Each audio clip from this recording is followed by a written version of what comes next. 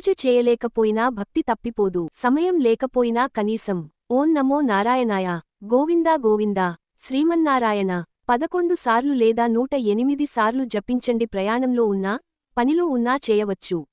కళ్ళుమూసి 1 నిమిషం ఇలా అనండి: స్వామీ, ఈ రోజు శారీరకంగా పూజ చేయలేకపోయాను, కానీ నా మనసంతా నీదే, దయచేసి నన్ను ఆశీర్వదించు.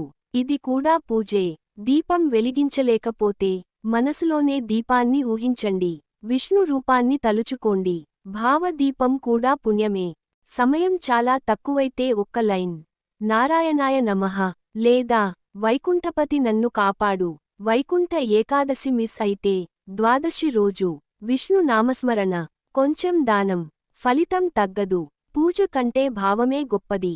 కర్మ కంటే శరణాగతే ముఖ్యము. భక్తుడి పరిస్థితిని చూస్తాడు, తప్పును కాదు, మనసును చూస్తాడు.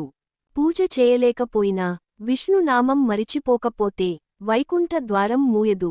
పూజ చేయలేకపోయినా పెదవులపై నామం ఉంటే చాలు. ఇవన్నీ చేయలేకపోయినా ఒక్క తులసి అక్కు చాలు స్వామికి. ఇలాంటి భక్తి వీడియోలను ప్రతిరోజూ చూడాలంటే లైక్ చేయండి, సబ్స్క్రైబ్ చేయండి, బెల్ ఐకాన్ నొక్కడం మర్చిపోవద్దు.